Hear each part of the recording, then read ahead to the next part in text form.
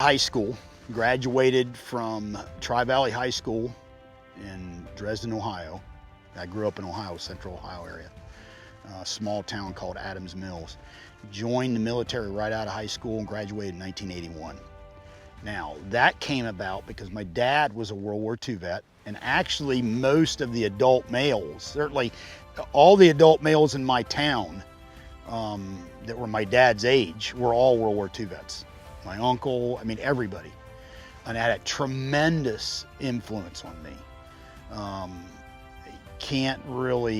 You can't even hardly emphasize the amount of influence that had on me. My dad would talk about his military experiences, and then talk to the other guys in town and whatnot had been in the military, and it just really just had a huge impact on me. So as time went on, I wasn't sure what I was going to do, like all teenagers. You don't know what you're going to do. But as time went on, I started thinking about, I think I might go in the military. It just really stuck with me. And then what was interesting is my dad was, drafted, and he served in North Africa and Italy. He wasn't in the Rangers, but he always held the Rangers to very high, to a very high standard. He always really looked up to them. He'd talk about the Rangers and all that stuff, because obviously it's wherever he interfaced with these guys, was around them. They left a very lasting impact, which of course has had a tremendous trickle down effect with me, because I was going to go in the Rangers. That was my thing. I went to the Army recruiter in Zanesville, Ohio. Buildings now shut down and everything, and got the brochure on combat arms and infantry and artillery and armor and all that stuff. And then they talked about Rangers, and I was like, that's what I'm going to do. But I realized, this is no lie, I realized there was another page to the brochure. I was like, well, what's this? And it said Special Forces. I was like, so I flipped and I started reading the brochure about Special Forces, and that's when I connected the dots for the first time. The Special Forces and the Green Berets. Went, oh yeah, I've heard of that. That's right, the movie with John Wayne and all that. Okay, yeah. So Special Forces and Green Berets, and then I started reading through what they do in unconventional warfare, and then specialists and different things. And the last line got me. It said, if you don't think you can make it, don't even try, because only the best can wear the Green Beret. And that was it. I'm not gonna lie, that was it. As soon as I read that, I go, that's it. I'm gonna be in Special Forces. I'm gonna be a Green Beret. So nothing against Rangers, but the brochure had one more page to it, and I read through it, and the last line, boy, whoever wrote that did it. So I decided to go in, and at that time, it was graduated in 1981, so it was the end of the Carter era, and the military was in pretty sad shape. In the beginning of the Ronald Reagan era, where patriotism was on the rise. We were proud to be an American again. The military was ramping up, and so you could come in at the time and straight off the street and go to Special Forces. And I was what they called an SF baby. Where I literally ended up, once I was done with the Special Forces qualification course, I was 18 for a short period of time, believe it or not, which is astounding now. You look back at it and go, my God, but remember they wanted people. So I was an SF baby. I went in and graduated in May of 1982, and I turned 19 in June of 1982. So I went in the military and went all the way through and graduated the Q course, and I was 18 years old. There was only a couple other guys with me. We had went to basic training and all that other stuff and went to the Q course with a bunch of guys, and slowly but surely they had been weeded out. As you can imagine, not many 18-year-olds, not many people straight from high school are going to be able to go in and complete that. There was only a couple of us that did. And then a couple years after I went through it, they discontinued that program, because the flaw in that system was you had a guy now, he was a Green Beret, Special Forces qualified, and he was now on a Special Forces A team, and he didn't know anything. He couldn't be any more inexperienced. He's 19 years old. He's clueless. So that was the flaw in that whole program, that SF baby program. And then a couple years later, they did away with it. And I knew several guys when I was in the military throughout the years who'd been SF babies, and I was one of them. Went in, SF was great, but honestly, kind of found out that the mission statement wasn't really, they dangled a lot of carrots. They talked about scuba diving and free fall and all these cool things you're going to do and everything. But at the end of the day, you were a force multiplier. You're really trained and designed to go overseas and interact with indigenous or local forces and build them up into a fighting force, and you were force multipliers. That isn't really something I wanted to do. I mean, once I got in and I really found out what the job was all about, it wasn't what I wanted to do. At that time, that's when I found out what I did want to do. There's this thing called Delta Force. They were a highly trained special mission unit, cherry-picked, very difficult standards to get in, mainly SF and Rangers. That's what I wanted to do. Now, Delta has, and did then and still does, has a certain, age and rank standard. See, I couldn't go in, when I was 19, 20 years old. I had to be a certain age and so many years in the military. You realize you got to have some maturity underneath you. You got to get some of your silliness out of the way. But I decided I wasn't really sure what I wanted to do at that time. Yeah, I got out of the military after 4 years. I was in Special Forces, and I went to college. I went to tech school to become a mechanical engineering technician.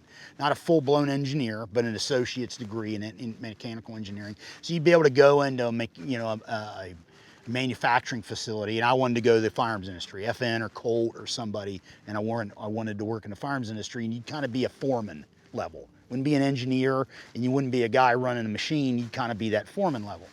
And that's kind of the training I got. The problem was, and the thing that just never really went away, and I stayed in Special Forces Reserve and in 11th Group Reserve at the time in Youngstown, Ohio. The problem was I never really scratched that special operations itch. I never really got that out of my system. So I thought, you know what? And I talked to a guy who tried out for Delta. I think I might try out for Delta Force. And I wrote him a letter. I got an address to write to recruiters and wrote them a letter, and they wrote it back. And there was no way at that time to go from the reserves. I was in SF reserves, but there was no way. They didn't have the mechanism for you to try out for Delta from the reserves. Now, they did later. They got that in place later, but at that time, you had to be active duty. So I was like, oh man, this is a big leap of faith here. In order to try out, I got to re-enlist. And I was like, man, I don't know about this. So I talked to all my friends and everything, and I thought, you know what? I'm going to do it. So I re-enlisted, and it was interesting. It was still during the Reagan era, and they were still building up the military. I was kind of at the tail end of his presidency, his second term. But I was able to come back in the Special Forces at the exact same rank I got out of.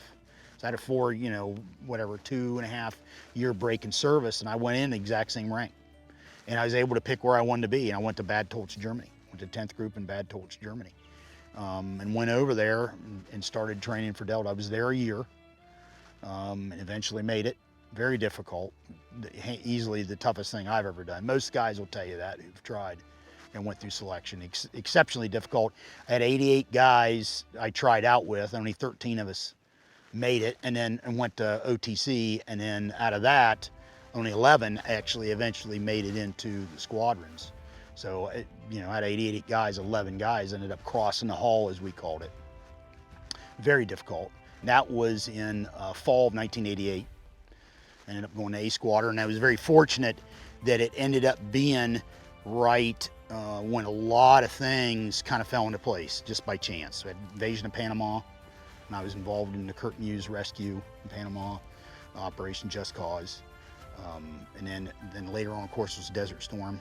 I was involved in operations in Desert Storm. So the timing was excellent. It was just by chance. I ended up going into Delta at a really good time frame in order to be gainfully employed. Because prior to that, you had guys who really had been in the unit and been in special operations and hadn't done much. There hadn't been a whole lot that had happened really since Grenada in 1983. So then you fast forward to Panama in '89. So you had a 6-year span there where they just didn't do much. And just the way things shook out. And I knew as soon as I got in Delta, I was where I needed to be. I knew it as soon as I got there. That's where I was meant to be. Looking back now, I was very fortunate to make the decision to try out when I did, because I've now realized in hindsight that when you try for something, and I'm sure it's like professional athletes, trying for, to try to play professional sports and whatnot, your window of opportunity is pretty narrow. And you don't really realize that at the time. You're in your 20s or whatever the case may be. You've only got a few years there to really make this happen, because it's such a monumental effort.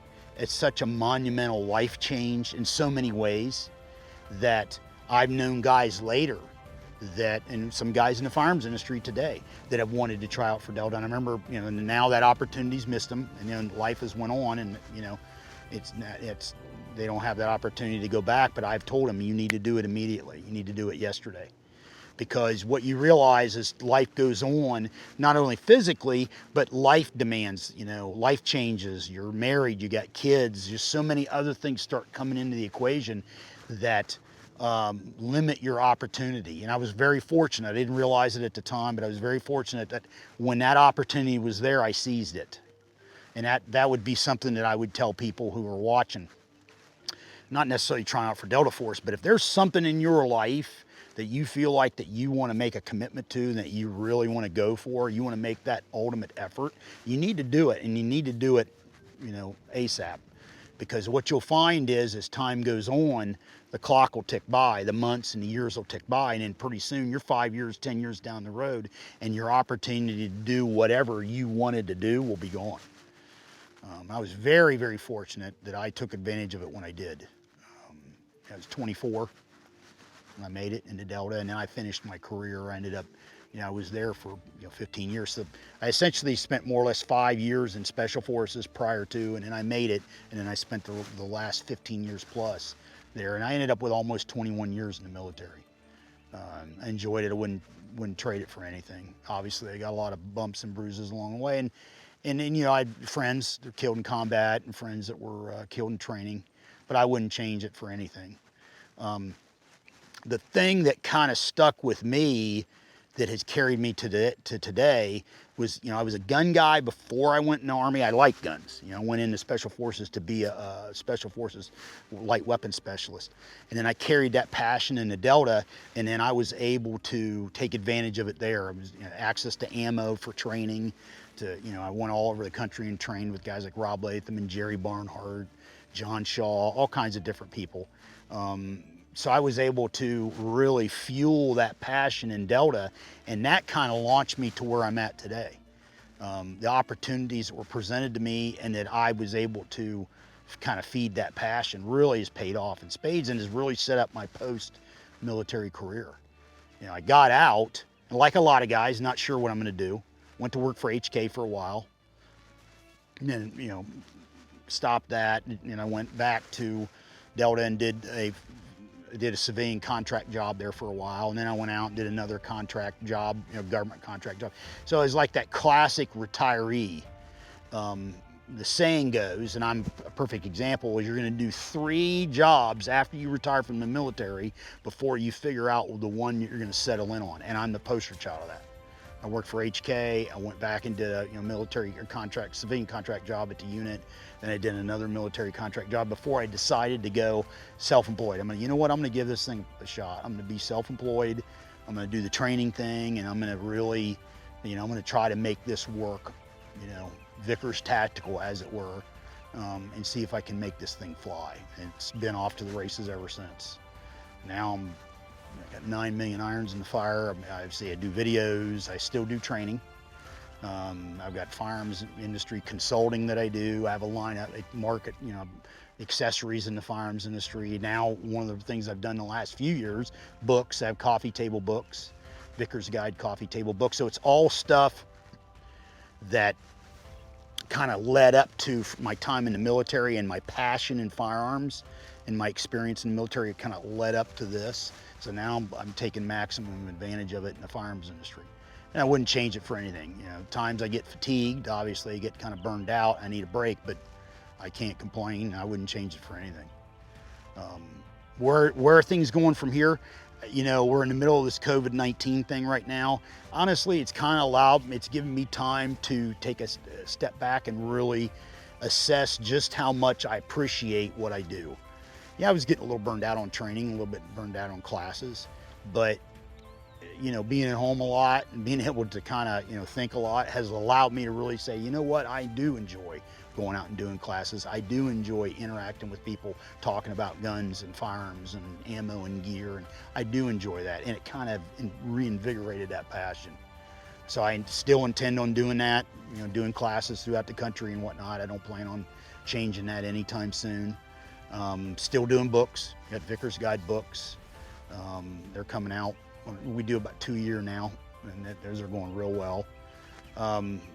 As far as the legacy I would like to leave would be hopefully some of the stuff that I have learned, you know, and I'm not saying I invented, I've endeavored to take information I got, whether it be firearms information or training or whatnot, and I've endeavored to try to simplify it and put it in terms that hopefully the average person can understand, and translate that, and hopefully that gives people information that's going to help them out. Because one of the things I believe is really mastering a subject is when you can take a complex topic and simplify it to where, you know, you can explain it to a child. You know, I remember, I think don't quote me on this, but I think there's an Albert Einstein, or it could be a Thomas Edison quote, I can't remember, but it's something like, if you can't explain it to a 6-year-old, you don't understand it yourself. And I like that. There's a lot to that. I like to be able to take something, you know, shooting it is one of those things that conceptually it's simple. You know, line up the gun and squeeze the trigger. Putting it into practice is very complex. There's a lot to it. So if you can take something that's complex and break it down to where somebody, a grade school kid could understand it, or at least understand the concept, then that's when you know you've mastered it. And that's my goal, I guess, in life now, would be to try to translate information that I've learned and I understand, and then present it in a way that is digestible, that hopefully somebody, when they're out training their kids or their family or their daughter or their loved ones, that they can present that information in a way that they can understand easily. That's kind of what drives me.